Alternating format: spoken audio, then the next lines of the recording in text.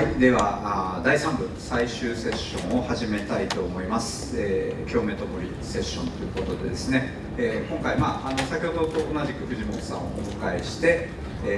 新たにですねサナからお二人をお迎えしています。1人目瀬島和代さん、よろしくお願いします。で、西田理恵さん、よろしくお願いします。で、改めて藤本さん、よろしくお願いします。藤本さん、よろしくお願いします。今日はちょっと、いろいろね、万博のお話、今続いてたり、もうお二人にも過去のことだったりするので、ちょっとこの万博の空間からさっきもいろいろ話があったんですけれども、これからのこの都市の在り方についてちょっといろいろ議論できればなというふうに思います。というのは、一つ前回のセッションで触れなかったんですが、万博のこのレガシーとしてこの森を残すことになってですね。で、森に付随して何を残していくのかっていったところはこれからまだ議論しているんですけれども、林部の一部も残していくということです。で、じゃあでもただこの森が一回クローズしてから次に活動を始め、隣には IR ができて、でその森のも含んだ跡地がどうなるかっていう計画はまだ決まってないですね。8年後ぐらいに早くてオープンするみたいな、だから8年クローズしたんです。でなので、じゃあその間私たちは、実は藤本さんと一緒に静けさの森共鳴機構というもので、この万博のとは何だったのかということも含めて、まず生態系の保全がまず最初にあるという、サナの2人とも一緒に作ったこの森の生態系というのをちゃんと残さないといけないなっていうのがまず先にありながら、ここに文化とか教育の活動をしていくっていう中で、これからのこの街の在り方の、アワードなり認証なりですけども、そういうちょっとどう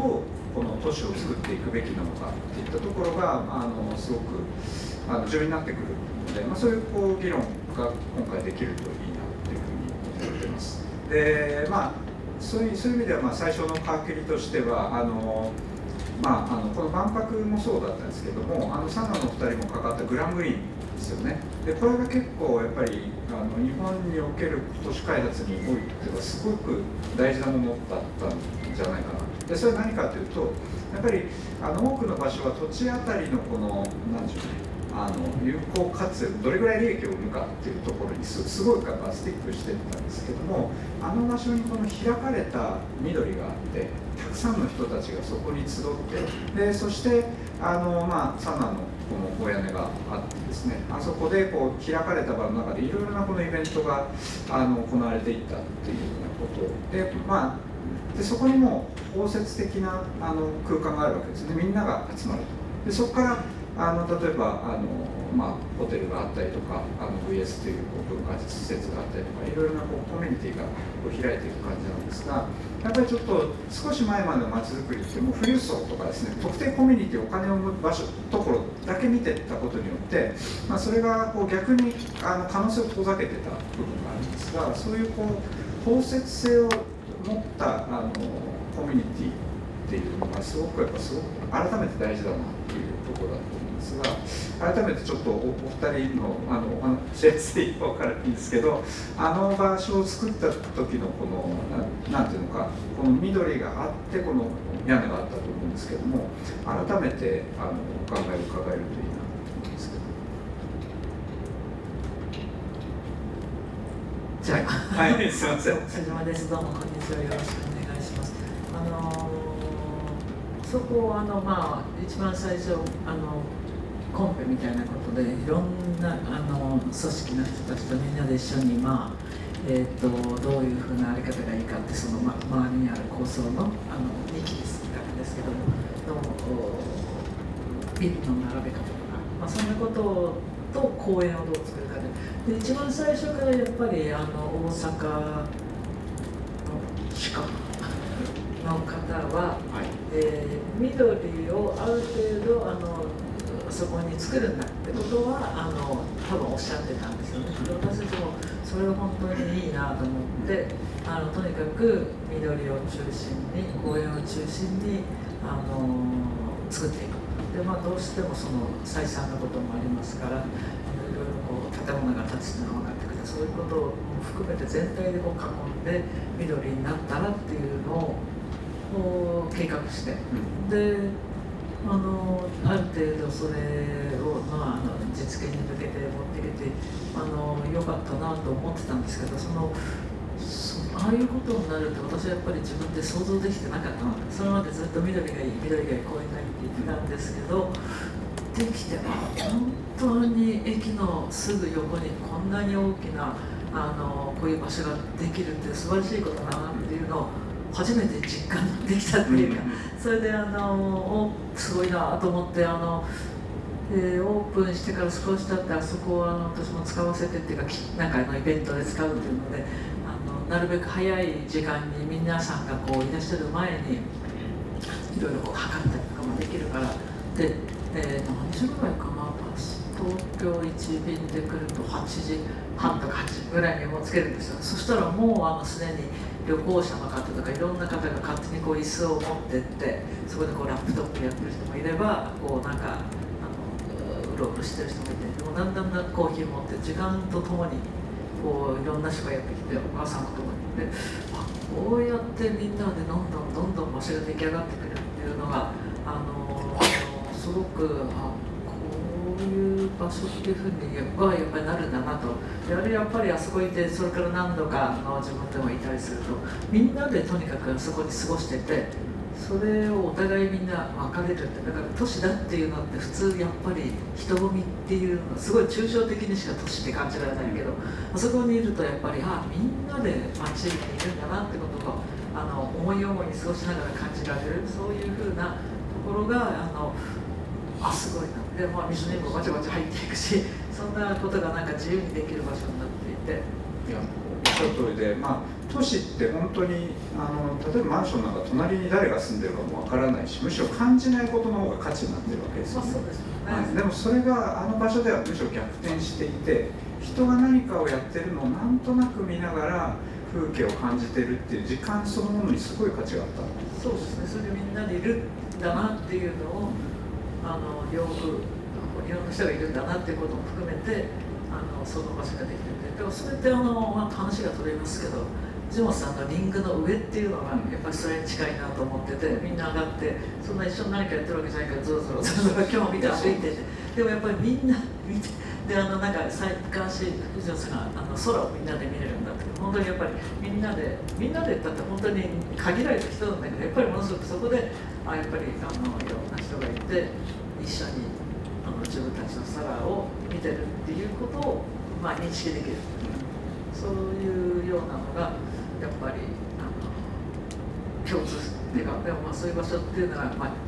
都市にあるといいなっていうことを思いました。まさにリングっていうのがそういう場所になっていったんだと思うんですけど、藤本さんとしてはそういったリングがそういう多くの人たちに開かれるっていうことをなんていうか想定したときにどういったところにこだわりがあったんですか。そうですね、僕田舎の出身なんですよね。だから周りにあんまり人がいない状態でこうずっと育ってたんですけど、で東京に来て何が居心地が良かったかっていうと、まさに今瀬島さんおっしゃったなんか全然知らない人とかがいるじゃないですか、周りに。でカフェとか行ってもなんか知らない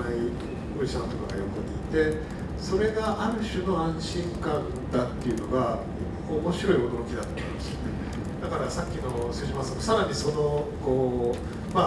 そういうカフェにね隣に人がいるぐらいだったらいろんなところで起こるのかもしれないんだけど、もうちょっと大きな都市スケールで全くそれがなかったら関係がないような人たちが共存している状態っていうのは、僕はやっぱり都市っていうもののすごい根源的な魅力なんじゃないかなっていうふうにお話聞いててすごい共感しました。でリングはただ正直言うとそこまで、狙って作ったわけではなくて、無意識の中ではねいろいろなことを思ってたんだけど、ああいう人の共存の仕方っていうのが起こるんだっていうのは、人がさっきもちょっと言いましたけどね、開幕して人が入ってきて初めて分かったようなところもあるんですよね。1周 2km の幅 30m の巨大なリングの上にどうやって人がこうわしゃわしゃ来るのかっていうのはあまり具体的には想像ができてなくて、だから逆にそれゆえにあの風景、まさにさっき辻間さんおっしゃったゾロゾロただゾロゾロ歩いてるっていう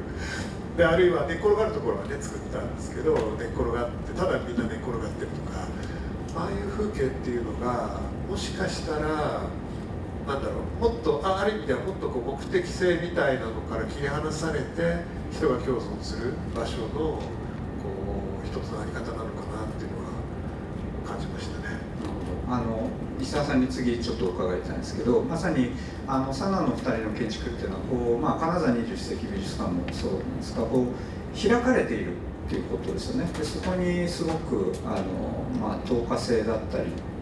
場を作っていく本当に力があるんですけども、もう一つやっぱ静謐さも同時に持っているというのか、それがこう祝祭でわーってなっていくガーッかき回されてしまうだけではなくて、すごくやっぱこう静かに静謐にこう物事を感じるこの場の力も同時に宿ってるっていうんですね。で今回のベタ公民パビリオンにおいても西田さんが最初作って西田さんと瀬島さんで作られた丘の上からの景色っていうのも、実際できてみて、できるまであれが何を意味するのかっていうのは僕も半信半疑であったわけじゃないですけど信じていたんですけども、やっぱりこうできて初めてはこれはすごいなっていう、広がってるんだけど静かなんですよね、すごく。だからその辺りっていうのは作られる時にはどういう感覚で考えられたりとか、あるいは何かを大事にされてる部分とかあったんでしょうかっていうのを改めてちょっと静謐さについて伺いたいこと。静謐さっていうのは、建築作る時にコンセプトになるわけじゃないんですけど、最初に感じたのはインドに行った時に、インドがすごくこう通りが激しいんですね。牛とかラクダとかいろんなものがこう濁流のようなとこなんですけど、音的にはすごいうるさいんですけど、なんか風景としてある静謐さっていうか静かな空間をイメージさせるもので、あれが始まりだったかなと思うんですけど、やっぱりヨーロッパで行くいつも僕が感動するのはその暴力、そのぶつかり合い、こう物と物が距離なしで合体していく、その力強さであり力ですかね。それがなんとなくこうどんどん東洋に来ると、インドが最初です。イスタンブールでちょっとそういうなんとなく感じるんですけど、でもまだ西洋的で、インドに行ってもこれはもう完全に静寂の世界だなと思って、それで日本に戻ってくるとやっぱり日本の都市の重要なところっていろいろあるけど、一つはやっぱり静かさ。ニューヨークの友達が東京に来て、彼が言うのは東京はいいとこだと思うけど唯一の不満は静かすぎるっていうんですね。でそれは確かにそうだな。これだけの人が住んでて、これだけのものが溢れてて、でもすごい静かという。なるほど。今までの言葉で言えば和みたいなものですかね。いや、おっしゃる通り、実は私ベタ公民パビリオンが立ち上がって緑が出てきて、でそこで毎日過ごして、でやっぱりこうお二人のことを信じながら一緒に作ってきたんですけど、そこにこう風を感じたりとか日の光が差し込んだりしていく中で、さあすごいなってこう日々尊敬の念を深めていったんですよ。やっぱこれが二人が言ってたこのなんていうのか、日の光とかでいわゆるこう全てをこう受け入れた中でこうなんていうかつながっていくような感覚っていうのがこの身体性を伴ってこうなんていうか、自分自身がいかに頭でっかちだったかっていうのを反省しながらサウナの空間でいつもこう過ごしてたんですけど、その後突然インドに行きたくなってもう夏頃ガンジス川に行ってきたんですよ、理由もなく。で多分それがまさに今西田さんおっしゃってたガンジス川に行って、もうガンジス川ってどんなにお金を積んでもですね、残り10分ぐらい本当にひどい道歩くんですよね。もう排泄物だらけの。でもそのぐちゃぐちゃになりながらこう見た先にやっぱ静かだったんですよね。でもう本当にもう人もいて濁流がうごめいているんですけれども、ある種私ちょうどその時にこうコラムも書いてるんですけど、濁流の中から立ち上がる静けさがこれからの都市には必要だっていう話を勝手に書いてたんですけど、で藤本さんにも迷惑に送りつけたんですが、その文章はでもまさに本当に多分西田さんが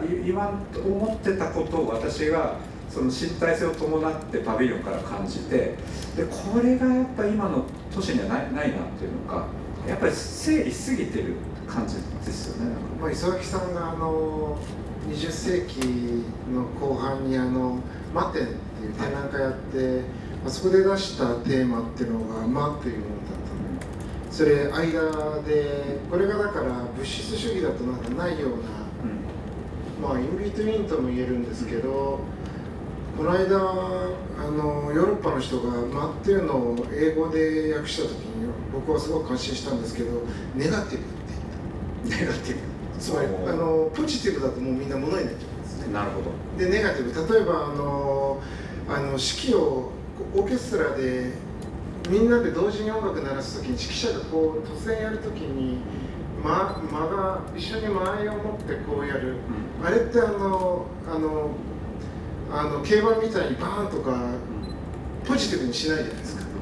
でそのネガティブという状態でみんなスタートを共有してやるという、あれがその間じゃないかと。お相撲さんが同時に立ち上がるあの時にホイッスル鳴らさないみたいなとこですね、あれがその、磯崎さんがテーマにしたその間というもので、それはだから建築の場合だと、ビルとビルの間っていうのももちろんインビトゥインというのがあるんですけど、インビトゥインという意味と、あとネガティブっていう、例えば庭とかですね、そういうようないろいろなところで日本の都市っていうのはそれをこう使ってきたじゃないかというような話なんじゃないかなと思うんですけど、それが近代以降というのが経済合理性に飲み込まれていく中でちょっと削りつき続けて、京都の街はちょっとこう抜き出してるわけですね、でそれはいずれちょっと近代化の過程でちょっと邪魔なんでちょっと短くしましょうってどんどん短くなっていって飾りみたいになっていくんですけど、そういうようなところが意外に都市のそのなんていうか生命活動の中心地としていっぱいそういうものがあったと、そういうふうな考え方がもうできる。そういう意味では実は、パビリオンのこのコンセプトのベターコービーイングっていうのも人と人との間なんですよね。やっぱり人が幸せに感じるかどうかっていうのもコントロールできない、それは各人が決めることなんですけども、間を作る空間は変えられるかもしれない。でもちろんある人にとって快適だったり、ある人にとってそうじゃなかったりするんですけど、この間インビトゥインっていうものをどう一緒に考えていくかっていう、それが実は本質だったんだなって、頭では考えてたんですけど、サナの空間に毎日いてですね、本当にそういう風を感じたり、ある時は暴力的な雨が降ってきたりもするんですけど、風がわーって吹いたりもするんで、でもそこも含めてやっぱり人とこの世界のものをどう感じるかっていう。他っていうのは多分なんとなく我々の活動があって関係性があるんですけど、それを風景として感じたいっていうのがただ中にいるだけじゃなくて、だから藤本さんの屋上もそうなんだろうなと思うんですけど、みんながわーってやってる押し合いへし合いのものを、共有する一手段として風景にすると言葉で言うより分かるっていうようなのがあったのかなという気は。そうですね。なのでやっぱり哲学的な概念とかこれからの世界に何が必要だみたいないろいろな考えあるんですけども、あの場に来てもらうっていうのがやっぱり一番分かりやすかったですよね。だからその人と人のそこの間の中にどんな景色を一緒に立ち上げるのかみたいな。であるいは藤本さんのリンクのですね、この祝祭性の中で万博とは何かっていうのがあれで伝わった部分もあると思うんですけど、瀬島さんにもちょっと改めて伺いたいと思うんですが、なんでしょうね、このベタコービングだけじゃなくてもいいんですけども、いつもこの建築を作られてる時に大切にされてるものっていうのはどういうポイントに改めてなりますか？瀬島さんのやっぱりこう作るこうなんていうか開放性だったり透明性っていうのは本当にこのパビリオンであってやはりこの森全体にもすごく大切なこのエレメンツとして残っていて、私たちもやっぱりその部分っていうのはこれからあの場所をどうしていくかって考えた時にすごく大事なものなんじゃないかなって勝手に思ったりもしてるんですけど。今俯瞰っていう言葉が出ましたけど、なんか俯瞰っていうのがなんかすごく自分がこうコントロールするというよりは中にも入っていっちゃうし、それをもう一回こう見ることができる。見ることによってなんかそれぞれの人が認識できるというか、そういう両方があるっていうのがなんかやっぱりそれができないと本当に都市にいても都市にいるかどうか分かんないような気がするんですよね。でその中には入っていけるし、ちょっとふとこうずれた時にこう分かるっていうか、その両方かなと思いますが、いやさっきの話ちょっと関係なくなっちゃうけど、本当によく宮田さんが感想を送ってくれまして、感激してました。今日はこういうのがあってこういうことを感じましたっていうのを送って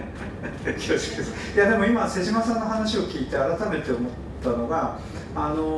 まさにこう本当にカナダ21世紀もルーブルランスも、他の建築もそうなんですけど、教会そのものが溶けていくような空間なんですよね。で例えば金沢なんかはまさに美術館でありながらあらゆる方向から人が入っていけるので、あれがやっぱ金沢のすごく重要な場所になってるんですよね。日本一人が来る美術館でもありながら、でも単に人が来るってだけじゃなくて、みんながあそこに集うことそのものを心地よく思ってるからこそ生まれた場所で。そうです。だからなんか中に紛れ込んじゃうだけじゃなくて、なんか自分もそれを一緒に作ってるっていうのをやっぱり感じれるんだと思うんですよ。そうですよね。だからいろいろみんなポストされしますもんね。いや、そうなんですよ。でそれが今回のパビリオンだと完全に壁も屋根もないので、そこを取っ払って見たところでやっぱりそのでも取っ払ったことによってやっぱり内と外は何なんだろうって問いが生まれるんですよね。で本当にあそこに来てくださった人は、パビリオンの中に入れる人ってやっぱ限られちゃうんですけども、これ何ですかって聞くんですよね。これなんで壁はなくて屋根もないんですかって、もうその時点で我々のこの問いを開く場に一緒に関わってるというか、それが何であるっていうことを考えるある種なんていうのか問いを開く場であり、万博のやっぱり問いの本質でもあると思うんですよね。やっぱこれがすごくなんでしょうね、いろいろなことをおっしゃる建築家もいらっしゃるかもしれないですけど、もう普通のその雨露をしのぐ建築では今回ないので、もう間違いなくこうオーダーに対しても最高の形で答えてくださったし、そうあり続けてるんじゃないかなっていうふうに思います。でその時にお二人にもお送りして、やっぱりいろんな人が訪れてやっぱ問いを開いてくれた時にすごい興味深かったことの一つは、このサナであり藤本さんの作ったこの場所、空を開くっていう概念につながってるんですよね。これがやっぱり1970年に対する応答なんじゃないかっていうふうに言ってくれて、で僕らもそれいろいろ考えて確かにそうだなっていう。70年は丹下、今なくなっちゃってるんでみんな太陽の塔しか覚えてないんですけど、実際丹下健三さんのこの秩序と合理性のこの大屋根があって、それをあえて突き破らせるっていう、情動と本能っていうこの対立関係から未来を立ち上げるんだっていう概念だったんですが、やっぱり今その対立から未来を立ち上げるにはもう分断が深刻すぎると、やっぱり違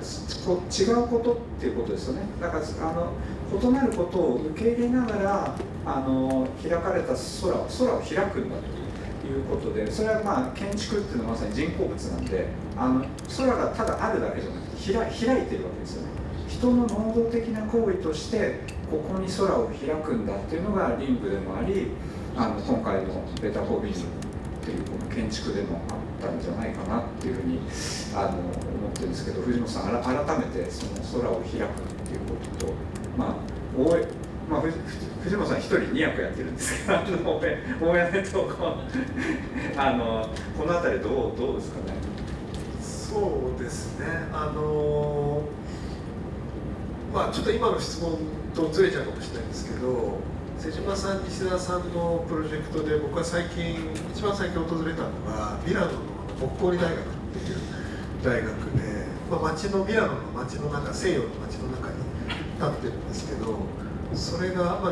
グランクリーンみたいな大きな緑地をこう緩やかに囲むように分棟で塔が立ってて、つながってるところがあって、でそれが下のところでキャノピーでこう柔らかく結ばれてる。で街からの入り方がやっぱりすごく印象的で、なんかねふわっとこう入れるようになってるんですよ。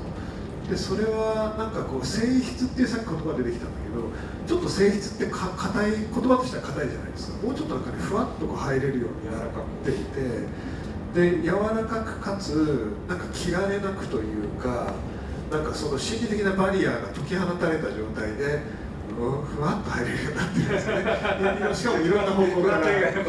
そういうことは考えた方がいいかなりふわっと入れるようになってて、それがすごく印象的だったんですね。やっぱりヨーロッパの街って外区がガチッとしてるんです。そうですね、城西都市から結構始まってるんで、やっぱりこう内と外いかに分けるかっていう。そうですね。でブロック、各ブロックがまさにブロックみたいになってるんだけど、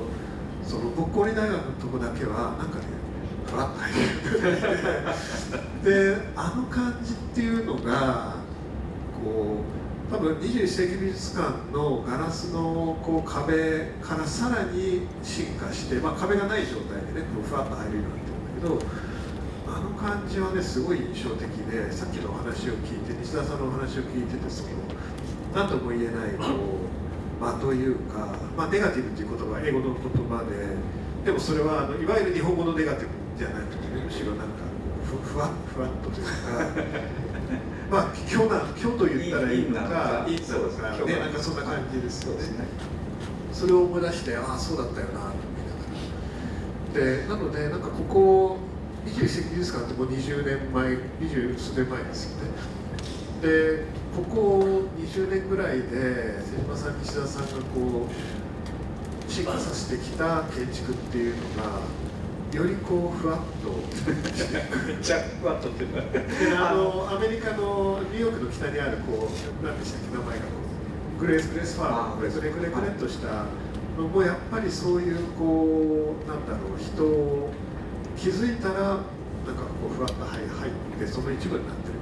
たいなね、そんな作り方がすごい印象的です。実際でもウェザーボーディングも本当にこう上のキャノピーが境界を一応作ってはいるんですけども、ふわっとしてるわけですよね。で実はリングの一番中心の点っていうのはサナの建築の中にあるんです、でも誰もそれをこう意識しないというか、ふわっとしてるんでここが真ん中ですって今までは絶対言ってたじゃないですか、ここが中心ですって、私たちが中心にいますみたいな、そういう感じが全くなく、そこにこうふわっと入っていってこういつの間にかこう真ん中でいろいろなものを感じるっていう、そこがなんか今回すごくつながってるかもしれない。そういう意味ではリングが、これ瀬島さんに毎回お会いすると言われてて、ちょっと硬いとででかすぎると。で、あれはそういう意味では、建築をちょっと超えた役割をどうしても担わざるを得ないところがあって、その万博のシンボル的にも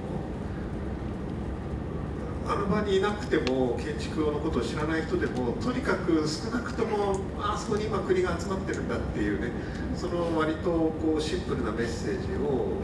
まずは伝えたいというのがあって、もう深淵にしてるんですよね。深淵っていう事態でもだいぶ硬いわけですよ。でさらに硬い構造です。硬い形でさらにそれをこ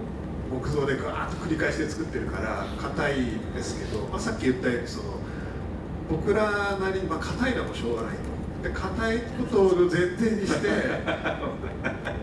硬いんだけど、これは瀬島さん、西田さんが同意してくれるかどうかわかんないですけど、近くに行くとだんだん硬くなくなってくるんですよね。多分上から見ると一番硬くて、地上で50メートルぐらい離れててまだまあな存在感なんだけど、だんだん近くに入ってくるとその硬さがほぐれていくような作り方を知ってきないかなっていうのでああいうふうになっていて、だからその意味ではで上に行くとこう、空を開くっていう話が今ありまましたけれども、空もまあまあ手強いじゃないですか。まあでかいからでかいし、ね、流れもありますね、時に。で例えば北海道の出身だからものすごい大きい空っていうのは、まあ、あるわけですよね。で、まあ、砂漠に行ったりすると巨大な空っていうのはあるんだけど、その空をどうしたら、まあ、まさに開かれた空になるのかっていうことを考えた時に、ああいう、まあ、周りを立ち上げて、でしかもこういくつかのレイヤーのこのパスを作ることによって、だから空を切り取るだけじゃなくて、そこにいる人たちをこうなんか立体的かつ、なんだろう、ある種の動きを伴った全体像の中にこう共存させられるかっていうのをすごく考えたような気がしますね。ちょっとじゃあ西田さんに改めて質問なんですけど、今ちょっと私たちの声でふわっとしか言えなかったことに対してなんかお二人の中でサナのこの柔らかさだったり透明感だったりとか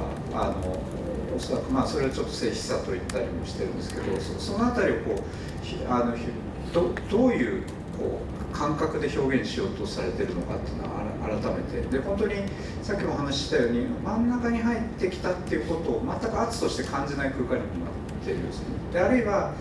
さっきのモヤネリングのこの圧倒的な部分とまたこのベターコミュニのサナは鋼鉄が浮かんでるんだけど誰も鋼鉄って思ってないんですよね。あれは鋼鉄なんですか本当ですかっていうぐらい柔らかく雲のように浮かんでいて、で、福武秀明なんか言ってたのはジェームス・タレルのこう1個の空じゃなくていっぱいグリッドがあることによって雲の動きがより繊細に見えたりとか空の色の変化がまたあれを通して見えたりしてっていうそのある種のこの繊細さっていうものをこう自分の感覚をより研ぎ澄ましてこう感じられるっていう藤本さんのこの圧倒する感じで祝祭の中でみんなとつながっているっていう感覚とまたちょっとこう対をなすようなこう感覚だったりするんですけど、そのあたりなんかお二人の中でこだわりもちろん瀬島さんもなんですけどなんかこだわりのある表現とか感覚っていうのはあるんですかね。いや西田さんとさっきすいませんなんかすごい難しい質問も我々の中に見つからなかった言葉があるんだろうかっていう。ふわっとしたっていうのはさすが藤本さんっていうか鋭いやっぱり、言葉のなんていうか選び方鋭いなって思いました。そういう言い方はしないんですけどなんていうかふわっとしたってすごいこうなんていうんですか日本語の擬態語っていうんですかで言うじゃないですか、あれこうなんていうか名詞で言っちゃうと全然カチッとするじゃないですか、そこをうまくふわで言うのうまいなってそうかそれ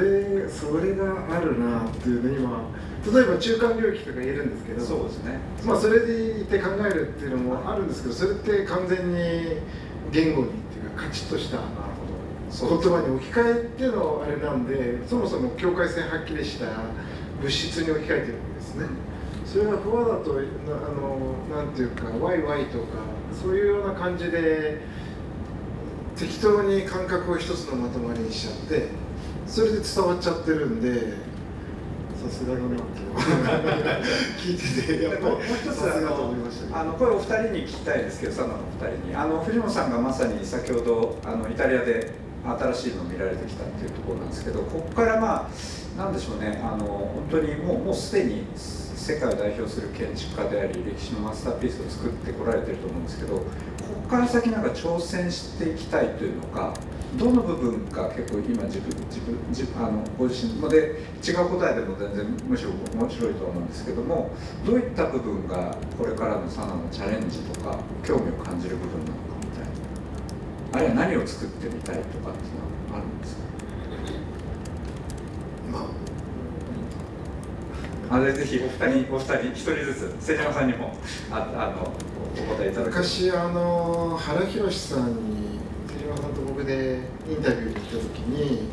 原さんにその未来の建築ってどんな感じですかって無茶ぶりの質問をしたらなるほど原さんは2つ挙げたんですね。そのうちの1つがですね生命的建築。なるほど。それまで建築は工業物だったという、もう工学部にある。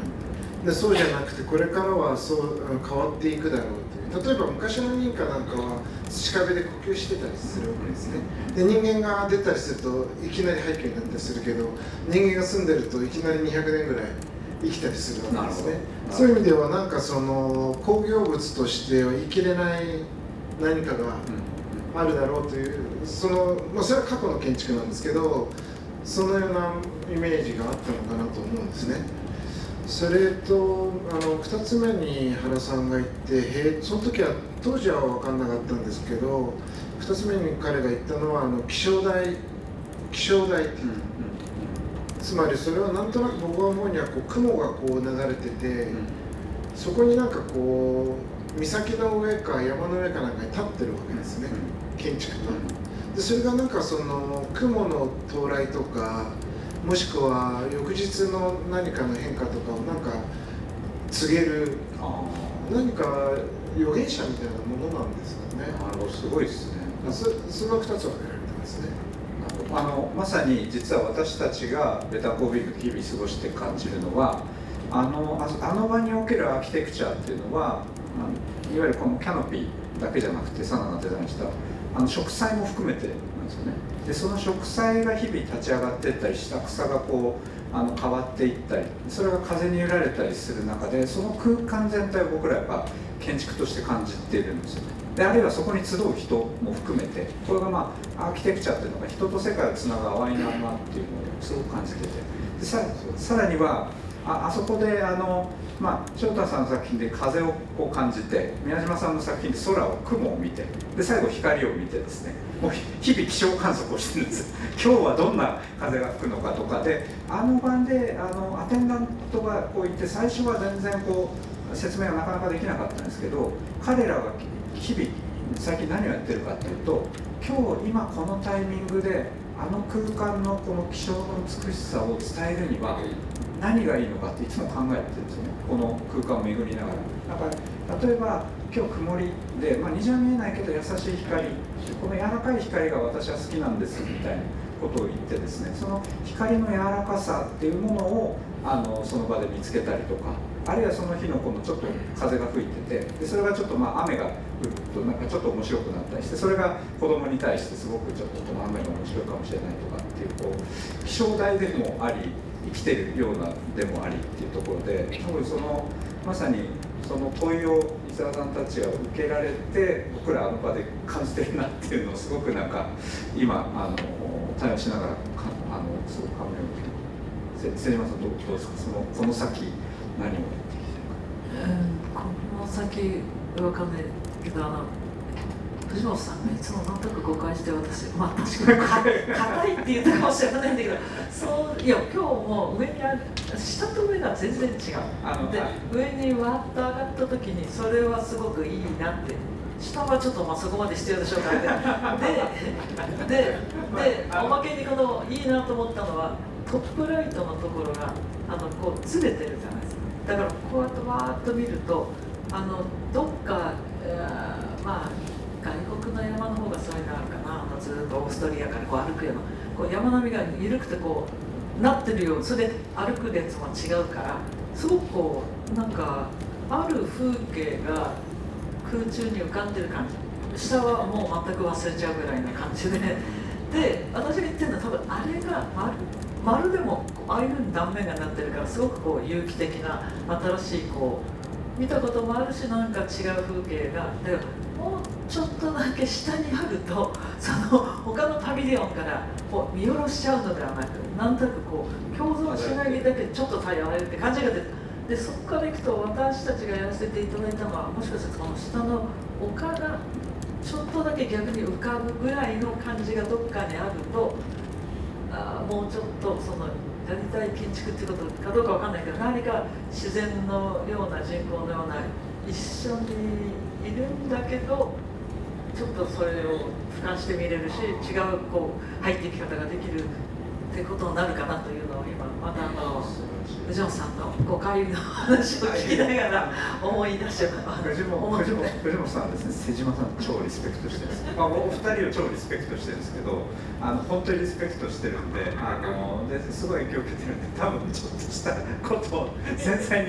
受け止められているんだと思うんですけど、でも本当にあれですよね、今瀬島さんおっしゃった浮遊感ですよね、はい、漂ってる感じっていうのがやっぱり私たちも丘の上に上がった時にこう森とこのサナの建築のキャノピーが無限に溶けていくんですよね。ですごい実際万博の会場の真ん中なんです。狭いはずなんですけども、すごく広がりのある中でなんか自分自身が漂ってるような感じが確かにしてて、あそこにやっぱ雨が降ってきた時で、あれもサナが見つけてくださった景色であれを表紙にしてるんですけど、カタログのやっぱ雨が降ってきた時になんだか不思議な気持ちになるんですよね。自分がもう雨のようなそこに漂うような感じがあって、なので本当にこう瀬島さんがおっしゃったこの漂うような感じっていうのが西澤さんがおっしゃってたこう命のような感じにもすごくやっぱつながりがあるし、その体験のなんか一端をなんかしてたんだなっていう気もしますし、それがまさにこれからサナの新しいチャレンジにも続いていくっていう、でも森がこれから続いていく時にもそこをなんか大事にしたいですよね、藤本さん。すみません、なんかね、ディスではなかったということで、瀬島さんが。もう当然です、当然です。はい、で、時間もかなりもう限られてきたので、ちょっとこのからの、静けさの森であり、このリングであり、この万博会場を軸にしながら、この未来の都市に対するこの私たちやっぱり一つの基準とか提言とか大事にするエレメンツみたいなのを考えていきたいなって。でそれは今回お話で出てきたやっぱりこう包摂性だったりとか、あるいは祝祭とこの内省的な性質のこのバランスだったり、あるいは瀬島さんおっしゃったように内でもあり外でもあるようなこの自分の何かを俯瞰で見つつも実は自分の内面を望んでいるようなそういうこう空間だったり、あるいはさっき出てきた濁流のようなみたいなまさにもこの決まりきった合理性の中でやるだけではなくてこう不定形のものをこう内包するっていろいろなキーワードが今日出てきたと思うんですけど、改めて今まで登場してきたキーワードを拾っていただいてもいいですし、あるいは新しいキーワードでもいいんですが、これからの都市に必要なことっていうのをお伺いできればと思うんですが、藤本さんからいいですか。すいません。その間にお手これあと3分ぐらい、2分ぐらい。もうちょいいけるんじゃないかな。大丈夫です。はい、もうちょいいける。はい。めちゃめちゃ早口じゃなくて大丈夫ですよね。会場の。はい。皆さん大丈夫ですか。少しオーバーしても。宮津さんの問い難しいですね。これからの宮津さんとね森美術館での展覧会の最後のパートで未来の都市を一緒に作らせてもらって、それがまたこう球体がね、いろんな大きさの球体が組み合わさってて、ある種ガチガチ硬いですよね。球体も溶けるかもしれないですよね。これそう浮かんでるし。今日の話聞いててっていうのは、もともとの問いかけとしては、現代の都市っていうのはどう頑張ってもその同じユニットなり同じモジュールの繰り返しで作られるっていうこの原則から逃れられてないなっていう。例えばビルは同じ床をこうバーッと積み上げていくわけですね。みたいなことですね。そうで、それに瀬島さん、西澤さんはそうじゃないこうふわっとしたあるいはもうちょっと違ったこう建築をずっと試みていることで何かその先を目指してらっしゃる。で僕らがじゃあどういうのを作るのかなって言った時にその問いかけですね。同じものを繰り返すんではなくて、そもそも違うもの同士がなんかありえないぐらいにこう隣接をしているような場がもしあるとしたら、そういう場こそが未来の都市なり未来の住環境なんじゃないかなっていう、そんな問いかけだったんですよね。でそれがどんな形をしているのかっていう答えのところはまだその形になるところはあんまりこう納得できてないというか、一つ面白いこう物体にはなったなと思うんですけど、でももっともっとこう、溶けていくのか開いていくのか、異質性というものをそのものを成り立たせるのかって、同質性を繰り返す確率的なユニットではない多様性ですよね。まさにまさにの多様性で、でこれなかなか難しくて、同じユニットが繰り返されてるってだいぶ極端なこと言ってんなこいつって思われるかもしれないんですけど、あらゆるレベルでそのこうなんだろうマインドというか価値観みたいなものが我々の中にあまりに強く染みついているから、例えば皆さん今日同じ机付きの椅子に座ってるじゃないですか。これ普通そういうもんだよねってなってるんだけど、まあまあおかしな状況なんですよね。だって皆さん背格好も違うし個性も全然違うのになぜか同じ椅子に座らされているっていうのが意外と奇妙なことなんですよ。なんかそういうところから実は僕らの中に染みついているこう既成概念、全ての世界を見る既成概念みたいなものを解き放っていくべく最初のこう時代に入りつつあるんじゃないかなと思っていて、でそういう何かを試みていきたいなっていうのはありますね。はい、ありがとうございます。まさに藤本壮介店のその先のチャレンジということです。石田さん、よろしいでしょうか。質問はですね、これからの年、はい。まあ、さっきの藤本さんのふわっとしたってもう結論でいいんじゃないかなと僕は思うんですけどクマが出てくるじゃないですか、はい、で街でこう突然なんかわーっと襲われたりって結構最近ニュースですごいじゃないですか。あれ熊健吾じゃなくて誰も得しないその振りやめてください。ツキノワグマとかね、はい、ヒグマとか、いや、いろいろな、ツキノワグマ、はい、あれでなんか家に入ってきてとかスーパーに入ってきて、はい、あったじゃないですか。あれ見て最近クマのニュース見てすごくなんかやっぱり我々は生きるにあたって街を作るんだなっていう、要するに森の中で北海道でいきなりクマと1対1で対立して勝てないっていうか、勝てないですね。やっぱり周りを整備開発してですね、見晴らしよくしてですね、場所を作って、はい、それでようやくクマレベルなるほどでいきなり入ってくれるとちょっと困るわけですね。それだと都市っていうのはやっぱり我々の生命の延長と言えるなっていう、洋服とか家とかの延長で街っていうのは要するに自然の中で裸で戦うと我々勝てる存在じゃないんで、街を作って自分たちが見晴らしを良くしてできる。そうするとやっぱり街っていうのはなんか自分たちの体の延長だし生命の延長で生きるにあたって必須のものだなと。かもしくは大自然の中に熊並みの体力を持ってかどっちかなんですよね。それも何億円かかるからなんで。でもおっしゃる通り、実は熊が町に出没したのっていうのは昔は中間地帯があったんですよ。人が住むところと田畑とかっていう、それがなくなっちゃったんです。それですごいふわっとってのはいいなと。やっぱ城郭都市って完全にここまでですよっていう、はい、昔の箱物建築みたいに我々の命ってのは例えば公団住宅この箱ですよって言うとなんか壁つけるとなんとなく分かりやすいんですけど分かりづらくなって不和感がないんで、はい、やっぱりその周りもいろいろ作って自分の場所作ってますよっていうのを例えば東京とか意外にそんな城郭都市じゃなくてふわっとしてるじゃないですか。なるほど。周りなんとなく広がってて、それは村なんだと思うんですけど、ちっちゃい村もなんとなく周り柵があるわけじゃなくて里山になっていって大自然になっていくっていう感じになってるじゃないですか、はいはい、ああいうようなモデルが一応我々が自然の中で細々と、生きるにあたってなんか我々が持っている一つの都市モデルというか生命のモデルかなって気がするんですね。都市も建築も、皮膚も含めて、実はベタコビングを見た時に生物学者が言ってたのは、人間の皮膚も壁じゃないんです。ここって境界が本来明確になくて、改めて実は世界と常につながり続けてるんですよね。で腸内細菌もそうですよね。だから我々の、皮膚っていうのは完全な壁だと思ってるけど、全然そんなことはないぐらい曖昧なものだったりするっていう意味において、この曖昧にこの世界と実は人間ももうすでにつながっていて、でこの三男の建築はその生命の本質なんだっていうのを結構おっしゃって、さっき宮田さんがこの中でいろいろアートとか自然とかあるけど、その周りにも水があったり風があったりそういうつながりをおっしゃったじゃないですか、はい、ああいうなんか生態系のこのふわっとしたモデルっていうのが多分我々っていうのは我々というよりは今の時代の人みんなが何らかの形でこう分かりやすい空間モデルとして出そうとしてるんだろうなと思うんですね。まさに今回万博の真ん中に生態系を招いたっていうのはそういうことですね。人間の命だけではないという。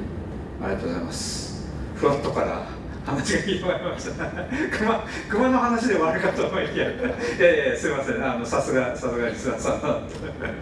熊からの生態系のありがとうございます。じゃあ瀬島さん最後によろしくお願いします。いやこれまとめじゃなくて私も熊のことただ私が思ってた熊の話がすごい多いなと思って、やっぱり自分たちが生きてる時代があとすごく見たら変わってきてるってことなのかなって思ったんですよ。まだそれはその間のことの不安につながることなのかもしれないけど、つまりほら氷河期が来たとか、なんか結局なんか行き過ぎてるからっていうのがすごくあったら、あの時あんなことが起こってたのはこういうことだったんだなっていうような変を長い時間をかけて今はやっぱり始まっちゃってるのかなと思いながらいるっていう第一点と、そうですよね。であと昔のことをそれで思うと弥生時代となんだっけあれがこうやって一回山を降りてきてダメだっつってなって縄文時代分かってて、これが今分かるわけですよね。だからそういうようなことが今どこに住むかっていうかどう住むかっていうのがやっぱりみんなが考えられてるような状況なのかなと思ったのと、あと今西尾がだから町って言ったけど、つまり町が